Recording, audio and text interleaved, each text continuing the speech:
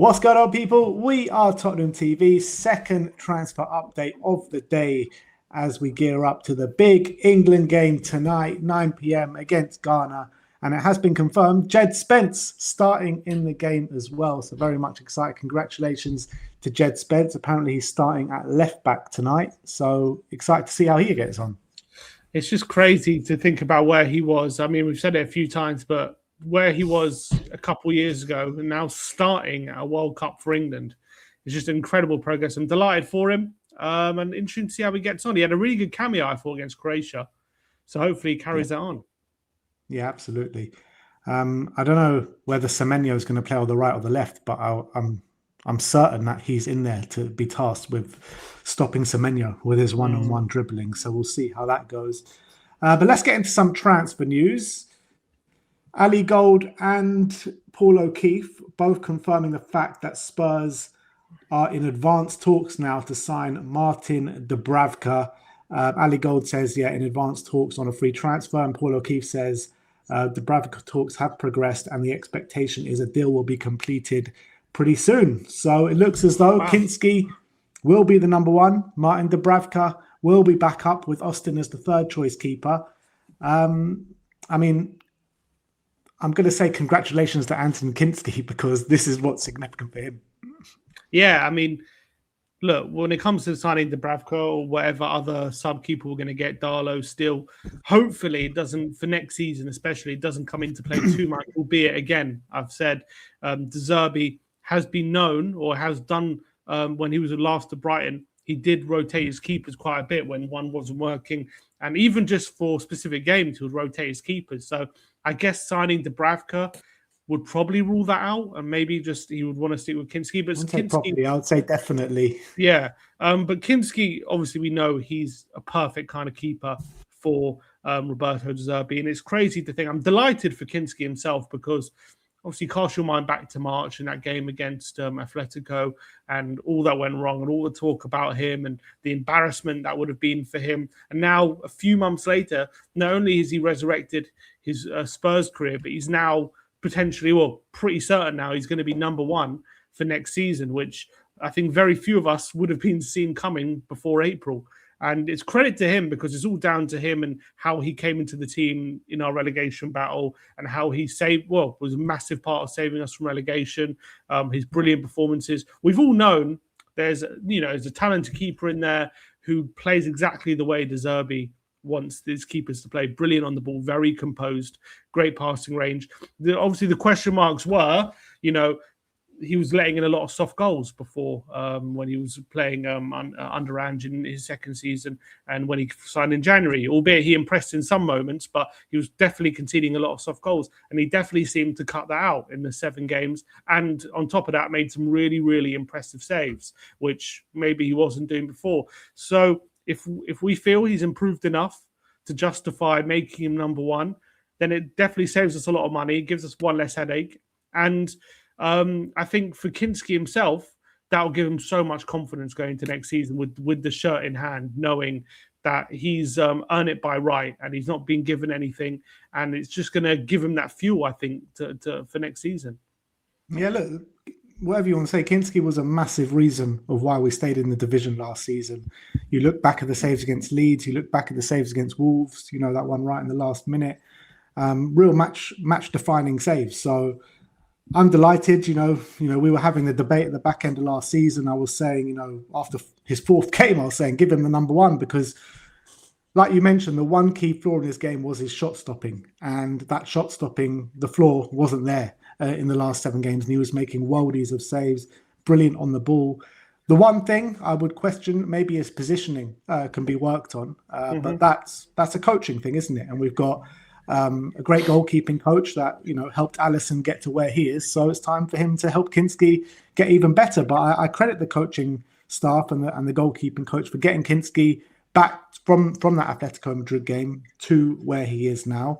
But obviously, like you mentioned, the biggest credit's got to go to Anthony himself for showing the mental strength of coming back. After that Atletico Madrid game, everyone was saying this guy's career's done.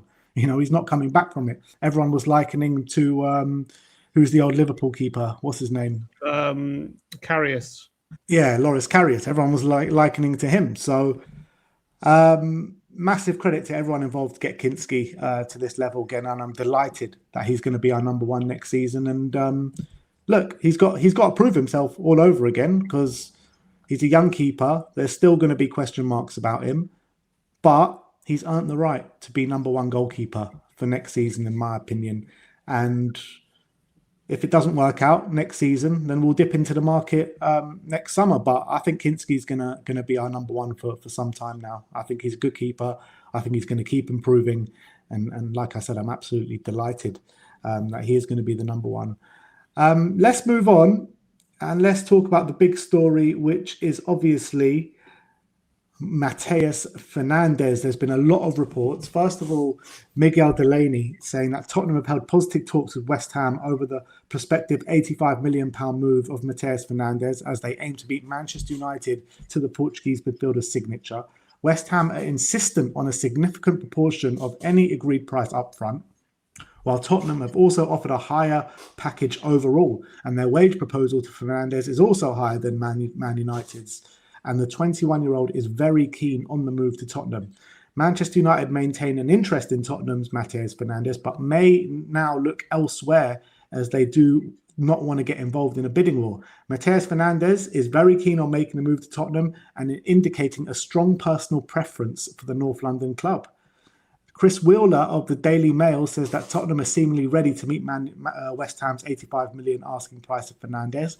Mark Critchley of The Athletic says that Fernandes is United's top target, but West Ham's £80 million price tag is a major hurdle. United are unlikely to pay that fee and could walk away from the deal if the valuation remains too high. SZY said significant progress has been made over Matheus Fernandes. Tottenham are adamant to secure the priority target ahead of Manchester United. No issues on personal terms. And another ITK called Heard from Spurs has said positive updates from yesterday's talks with West Ham on Fernandes. Personal terms, not a problem. Initial fees discussed with the club, and Man United already nearing what they're willing to offer. Fernandes alongside Tonali are De Zerbi's top targets and would be massive signings. And then he went on to say that he's hearing that Manchester United are close to moving on. This does not mean it's 100% Tottenham. Other clubs have interest, but it's very positive for our chances to sign the player. So massively positive update regarding Matheus Fernandes. They are suggesting that Man United are very close to walking away from the deal and Tottenham in the driving seat.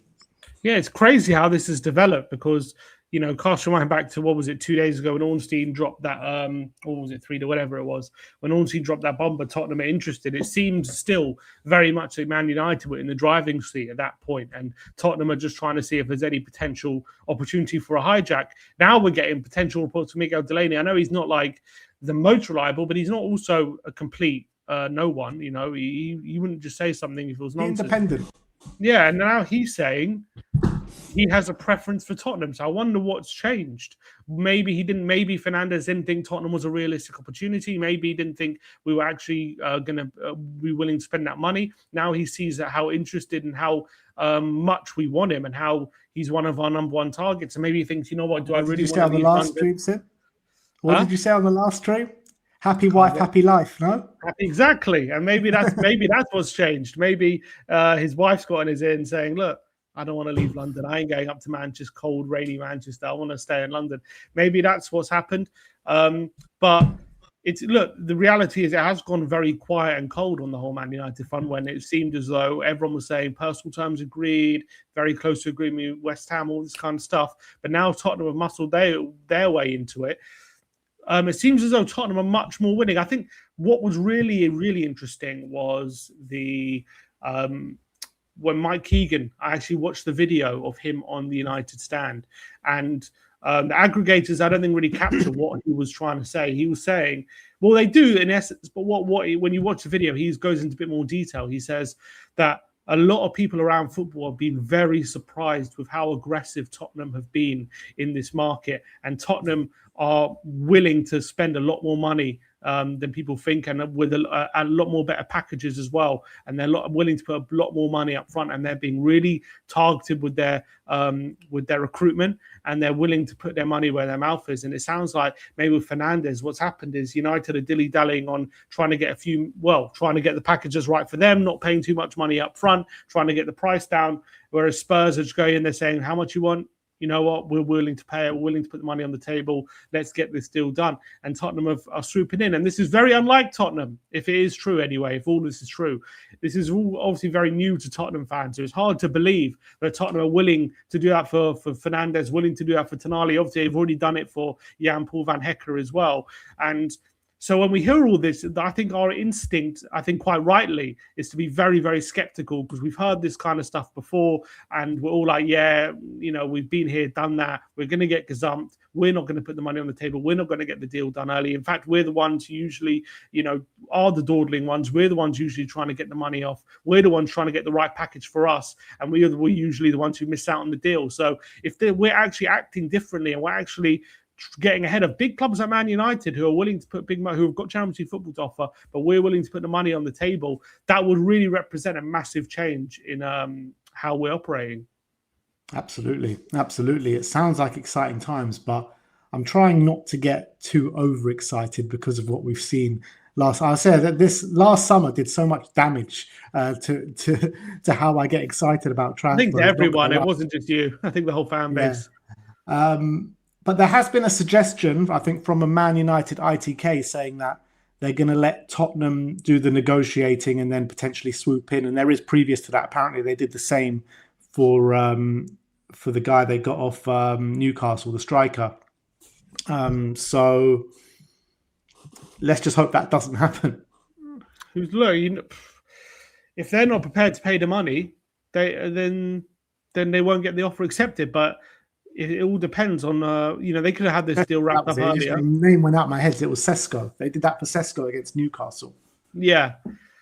And maybe that'll happen. But that means they would have paid a higher fee, which they weren't willing to pay. So it's going to up the price. But so it's not like if we've got a deal agreed, usually with that, it's when you're battling with another club who are also kind of trying to get the price down. And then once they get the deal agreed, once they've got the price down to an acceptable level for you, then you swoop in. But if we're just going to bid the money that they weren't willing to pay, then that doesn't really make sense to me. They might end up panicking and just pay the money. They might do. Then we'll see. And then we'll see. But what's really encouraging is some reports suggesting he might even prefer Tottenham. I mean, if that's true, then we're in a very, very strong position, and we might even be front runners here. Yeah, that's crazy. It's crazy how things are playing out in this transfer window, but it's not done yet. We need to get him over the line. We need to get Tonali over the line. And then if we get these two guys over the line, not only is it very significant in terms of the way Spurs have changed and the way they're doing their business, it's just the forward line to sort out then. Defence sorted out, midfield sorted out, goalkeeper sorted out. All it leaves is the forward line. And we got, a significant amount of time to do it as well. Yeah. We can cross that bridge when we get to it. But 100%, I think if we can get these deals over the line, we'll have to wait and see how long it takes. But it would be a phenomenal start to the window. I don't think you could have wished for a better start. And I think it just goes to show that maybe, when the Lewis family said actions speak louder than words, maybe this is what they meant. And I'm not going to give them praise just yet until we actually see it, things actually confirmed, because we've seen it before. Rumors and speculation and all these things doesn't only mean so much. So let's see when actually, we got a deal agreed and actually we've got these players over the line. But if we do get them over the line, then maybe there are really exciting times coming for Tottenham, and maybe actually the ownership have, changed their ways. We have to wait and see. We will wait and see. Hopefully, you never know. All the things that are coming out, it does feel like a genuine bomber from Ornstein or Romano is coming. But we'll have to wait and see if that comes. But look, an hour and 15 minutes to go till the England kick-off. Let us know your thoughts in the comment section below. Are we really going to get Matheus Fernandes through the door at Tottenham Hotspur? Are we going to gazump them? Is he going to choose us over them the same way Mbeumo chose United over us last season? I think that would be so significant. But yeah, look, all positive stories today. Let us know your thoughts. Like, subscribe, and comment. And as always,